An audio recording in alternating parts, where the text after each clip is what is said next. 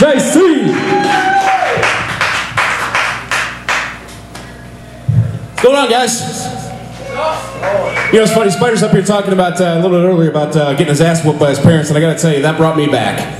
Because there is a generation gap, I've noticed that, between myself and my daughter, and, you know, between myself and my parents. There's a definite generation gap. Nowadays, they have time out, right? Now, see, when I was a kid, we had knockout. All right, there was a difference there. They'll beat you, though, won't they? The funniest thing, too, was, did you know you shouldn't mouth off to an Italian mother? Now, I really didn't think I was going to be 15 years old before I figured that out, but it was actually kind of funny. We were sitting arguing in the living room about something. I don't even remember what I said. I said something smart-ass. And they teach Italian girls the backhand when they're like 3. So, you know, they got it perfected by that point. Well, my mother swung, and I just kind of instinctively flinched, and she missed. And that was fine. You know, she knew it was a reflex, no big deal. When you're a teenager, you know you should shut up. You got that feeling in your gut, that sick feeling in your stomach. Just shut up. Don't say anything. But you just have to. My mother's about the size of this microphone pole, and I went, "You missed."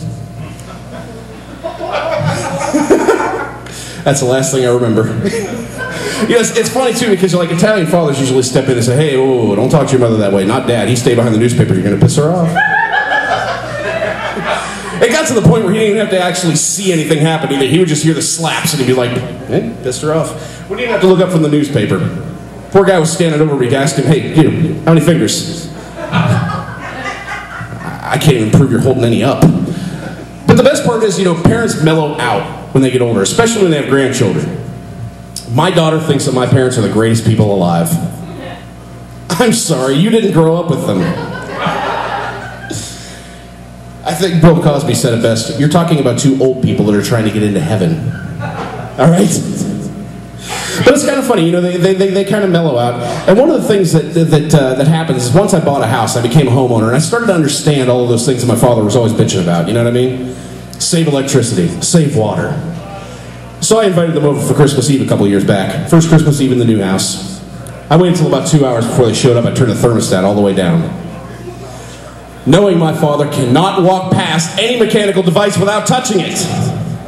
It's just the man I grew up with. He comes over, and just as he reached for the dial, I could not stop myself. I grabbed him by the wrist and I went, "You don't touch that." All right? Nobody touches that unless they're paying the heating bill around here, so if you're that cold, you can go upstairs and put on a sweater.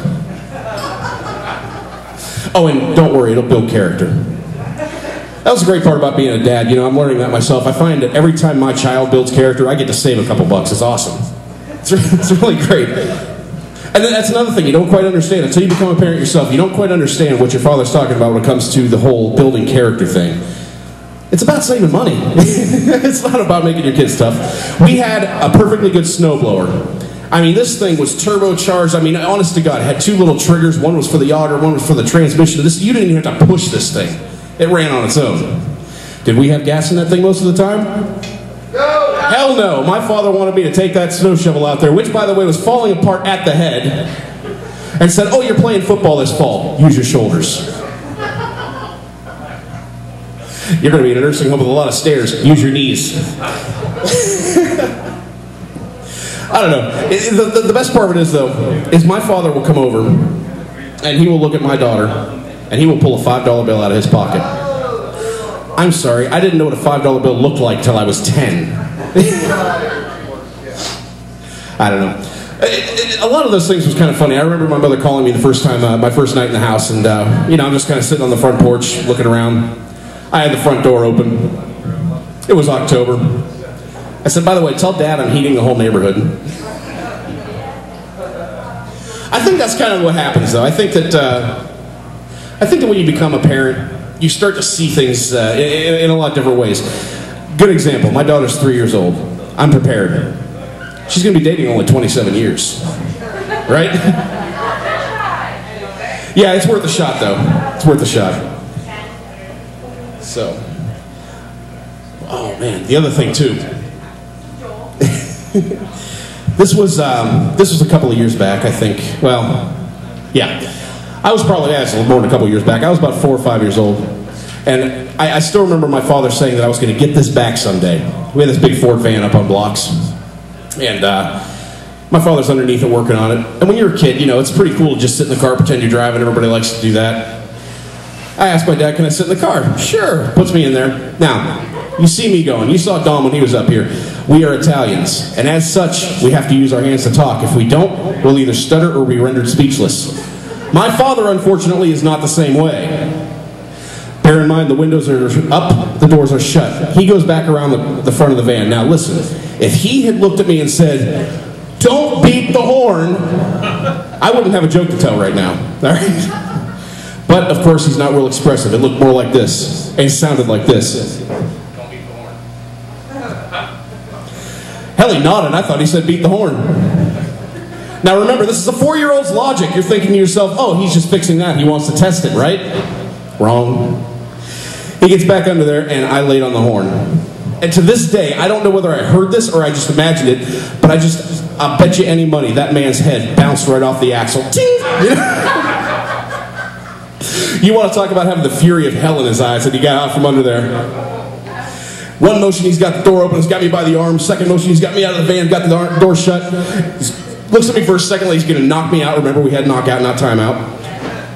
I shuddered for a second, and then he just goes, get in the house. That's the worst thing that could happen. Because I get in there and I'm doing that lip sucking thing. You know what I'm talking about? Right? My mother's doing dishes. She goes, what the hell's the matter with you? I said, and I told her what happened. She goes, returns to the dishes and says, go to your room. So now I'm in my room, knowing that I'm about to be executed. I hear the door from the garage to the house open and shut. I can't make out the words, but I hear my mother's voice going, woohoo. And I hear my father's voice going, then I hear,